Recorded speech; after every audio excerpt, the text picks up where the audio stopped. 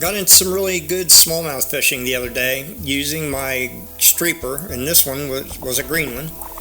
I got to my spots on a stand-up paddleboard, and as you can see here, I'm able to pick it up and carry it pretty easily since it only weighs 35 pounds. I can walk up some shallow riffles like here, or I can even pick it up and walk around fallen trees and that sort of thing. And then what that does, it allows me to get to spots like this right here. Hard to beat. Yeah, that's what I'm talking about. Ooh, baby. You are a nice fish. Hope I got you. That would suck.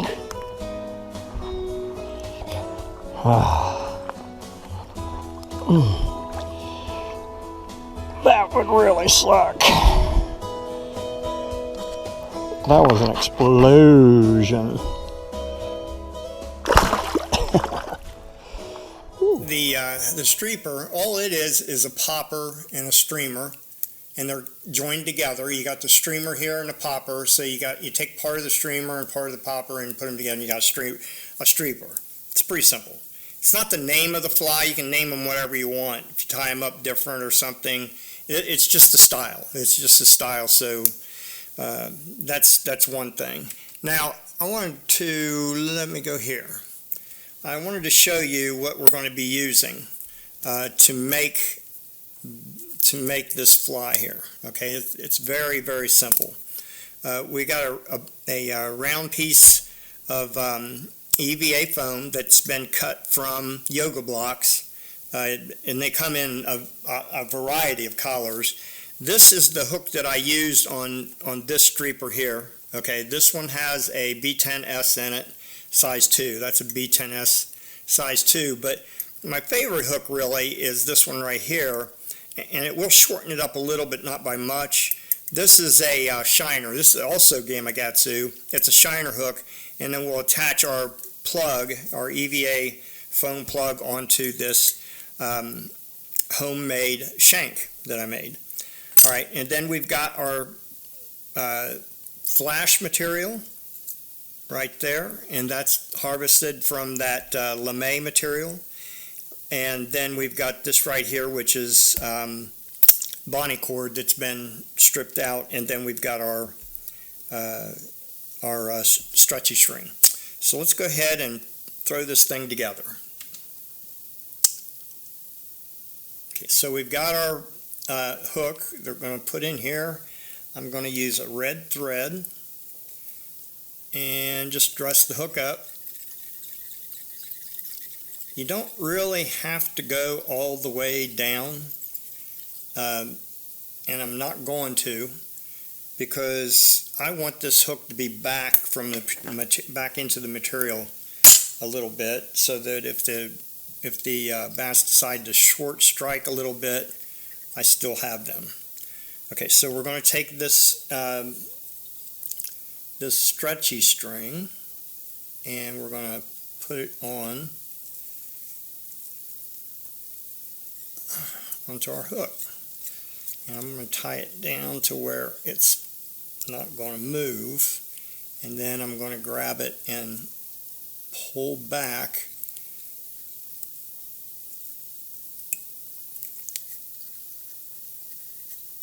and as I'm wrapping back through here, I'm lightening up on the thread wraps.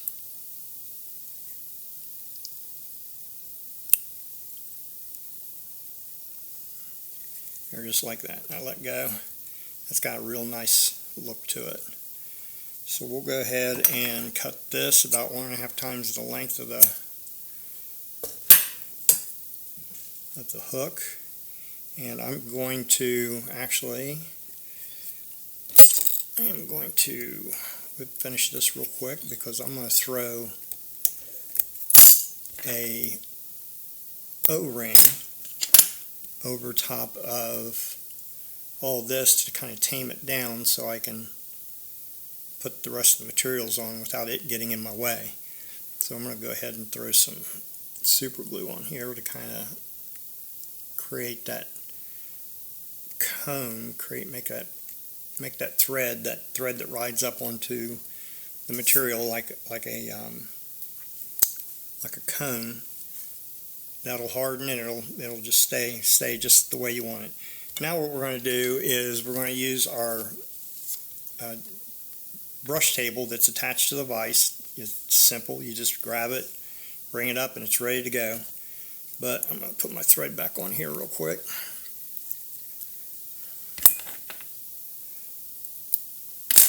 And we're going to close it up and put it across. And you want this gap in here. Let's see. You want this gap in here so that when you go to tie in the materials, you'll see what I'm talking about in a minute. You got room to run your bobbin around. Now, using just a little bit of material, you don't use a lot of material. You can see that that's really kind of a lot, but what I'm going to do is I'm going to lay it down and spread it out even more. Just like that. And you want this stuff really thin, because when you start wrapping your thread, spinning your thread to lock everything in, that it shortens, it shrinks, and it brings all that material together, and you really don't want to do that. And then this is, boy, I'm gonna have to show you how I did this. There's a new way to get this material off of here so much easier.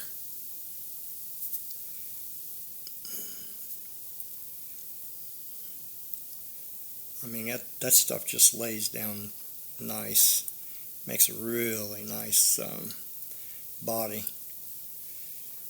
and it's comparatively super cheap to do this way. And I think you can see the flash in there a little bit. Okay, so what we're going to use now is a frother, and this is a coffee frother with your creamers and that sort of thing to kind of whip them up into like a whipped cream type finish on your coffee. And on the reason why I like this one, and I'll have a link to this on my in my description on my YouTube channel, is most of them have a switch on the bottom. This one has it on the top. It's made out of, it's got an aluminum body, all metal, and the switch is right here. Okay, now it's low, which is fast, and then high, which is even faster. But the nice thing about this one is you can grab it right here, turn it on, and then you can regulate the speed of the frother, okay? And that's what is really nice about this system right here. I mean, this is probably about one of the easiest ways to make your brushes. It goes down, out of the way, and then I'll pull up the material and kind of spread it out here a little bit. All right, and then we'll do what I said. We'll just take it and spin it again around.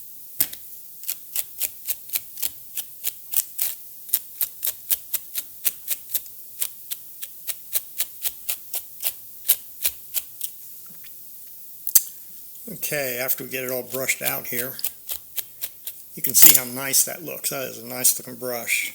I'm going to use a pair of hemostats because trying to run this thing around is going to be a pain in the butt. So we'll just kind of take it all, and I'll tell you something else I'm going to do here real quick is I am going to place a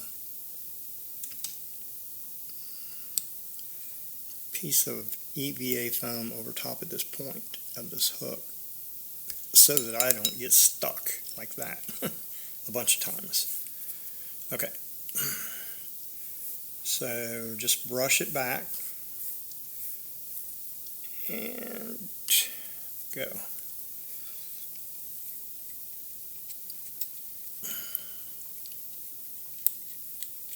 And we'll go ahead and cut this off.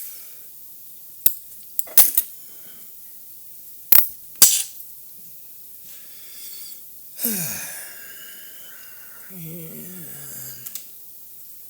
we will again use our makeup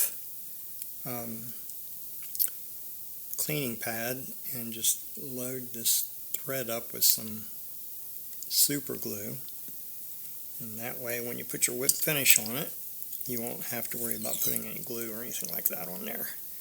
That'll do a really good job for you, just like that. And there, and then I'll pull this back and hit it with the flame, kind of clean it up a little bit. Alright, I'll leave that on there. And what we're going to do next is we're going to put this top down like that, and then we're going to flip our fly over and lock it in so that the streamer part of the popper is hanging to the back there. And then we use a rubber band to kind of hold everything in place. Okay, get our white thread.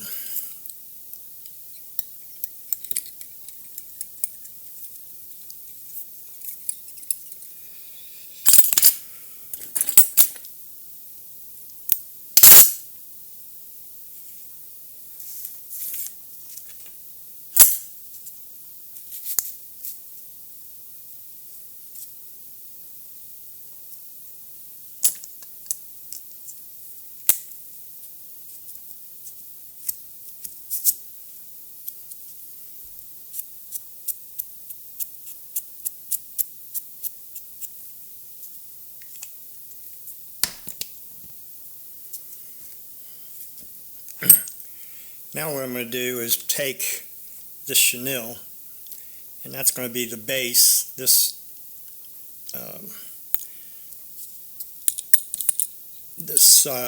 thread base that I have here will be really pretty much just what will capture this chenille here. I roll it again, and then lay down the thread, and you end up with something like that.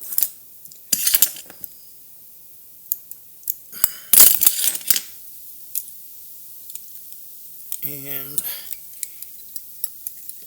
kind of lock everything in on top of that super glue, and then we're going to add more super glue. Now this is going to saturate the chenille on the top and the bottom. Okay, and then we're going to wait a minute, I'm going to put some gel glue on it, gel super glue, because this stuff sets up way faster than the thin stuff.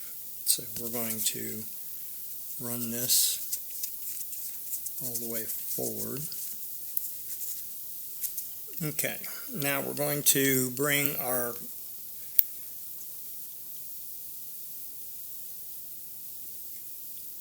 brush table back up again and just take a little bit of material, just like before. We've got to bring our thread up on top.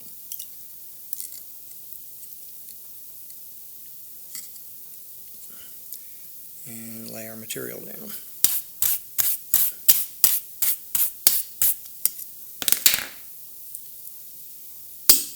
Okay.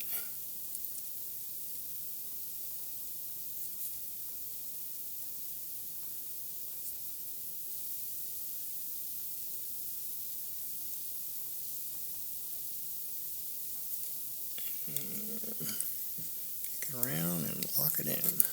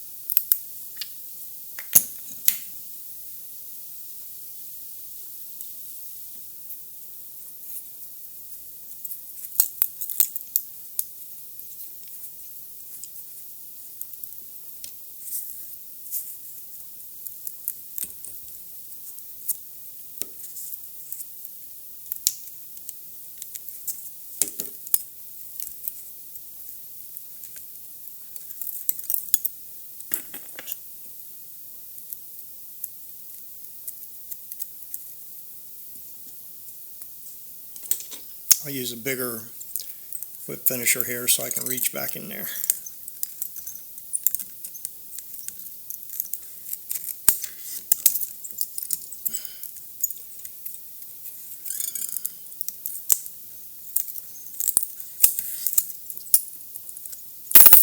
And that's pretty much it.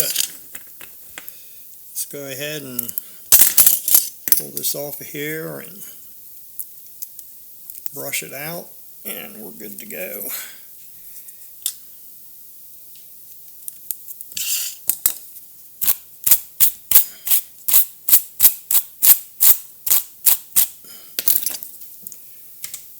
There we go. That'll be a nice, let me take that off and O-ring off. And we got ourselves a streaper. That thing will catch smallmouth bass because it's got this little danglies there. That stretchy string is, I don't know what it does to them, but it drives them nuts because the action is like crazy. Anyway, there's that, and enjoy the rest of the video and the smallies that I caught, and I hope I catch you on the next one. This is Mike. We'll see you later.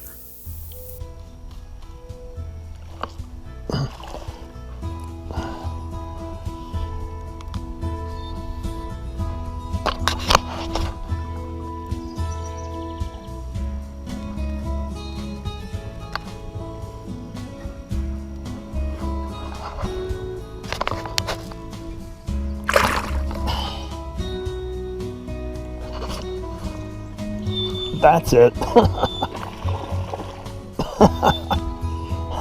Holy Toledo, that's a nice one. Oh, jeez.